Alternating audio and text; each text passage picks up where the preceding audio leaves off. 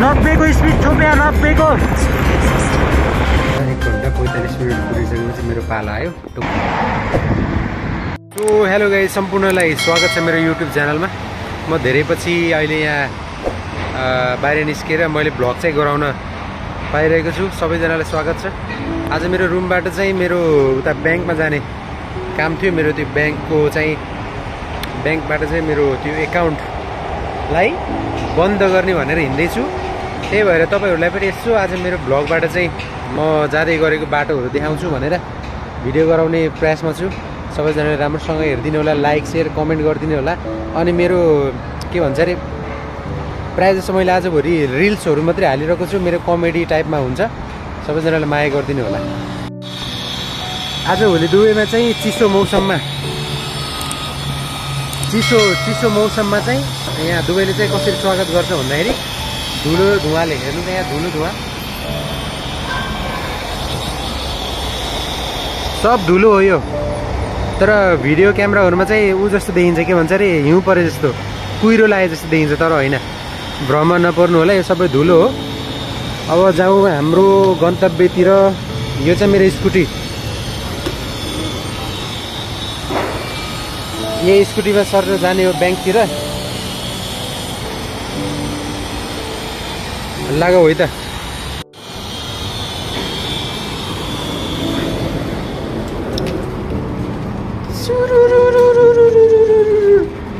यहाँ के भन्छ अरे, स्कुटी मान्छे हिँड्ने चाहिँ सेपरेट बाटो हुन्छ। त्यही भएर चाहिँ सजिलै हुन्छ एकदमै। हेर्नु सक्नुहुन्छ बिल्डिङ सबै।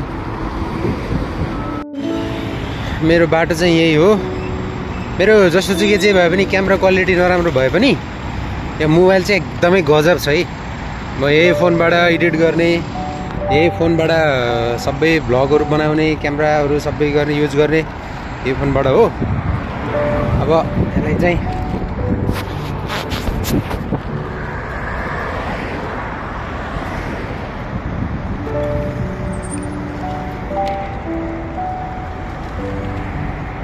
बिल्डिङहरू देख्न सक्नुहुन्छ। यसरी टक्क मलाई देख्न सक्नुहुन्छ सर। यो चाहिँ हाम्रो बिजनेस बेको सबभन्दा ठुलो ट्राफिक आइसकेको छु, हेर्न सक्नुहुन्छ।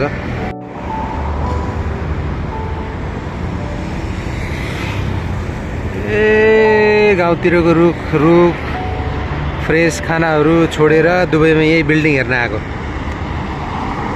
यही बिल्डिङ हेर्ने चित्त बुझाउने। खानेकुरा र काम ड्युटी स्युटी भन्ने कुरा त त्यस्तै हो, होइन र? यो चाहिँ सबभन्दा ठुलो ब्रिज। अब यहाँबाट सर जाने हो।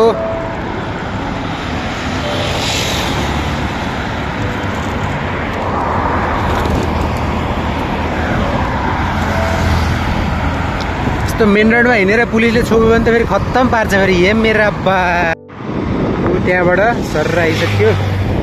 भ्यू हेर्न सक्नुहुन्छ ढुङ्गाहरू।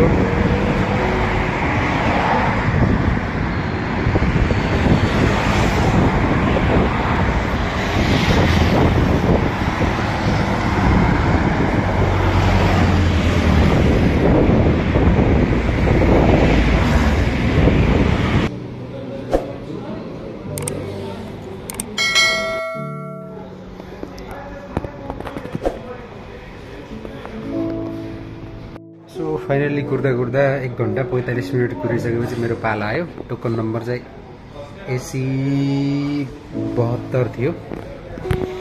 मेरो काम चाहिँ अब फटाफट हुँदैछ। काम सकेपछि फेरि अब सिधै घर गएर भात खाएर गङ्गराङ पल्टिने हो। सो फाइनल्ली मेरो ब्याङ्कको कामहरू चाहिँ सकिसकेको छ। म यहाँबाट जाँदैछु। अब मेरो 8-10 दिन लाग्छ अरे क्लोज हुनलाई। सो गाइज, म चाहिँ अब रेडी भइसकेँ। अब जान लागेको। टक्क यसरी नक्साट लगाएर स्कुटीमा सरर हो है त।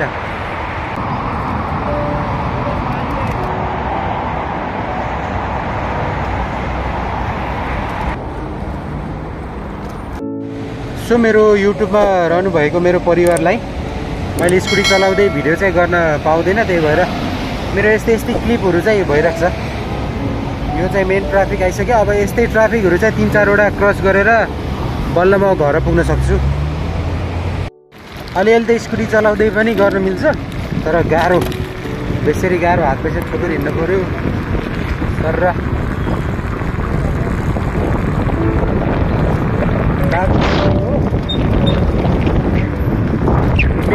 मेन रोडमा हिँड्नुपर्छ नि त, त्यही भएर अलिकति डर हुन्छ कि, त्यही भएर मैले चाहिँ भिडियोहरू गराएर एकेर हातले छोप्दै हिँड्न अलिकति गाह्रो हुन्छ।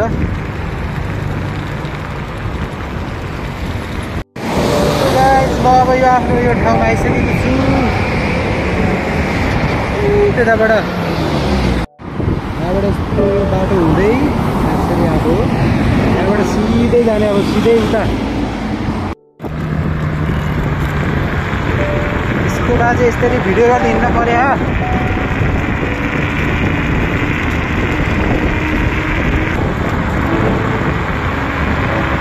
90 को स्पीड छोपे, 90 को।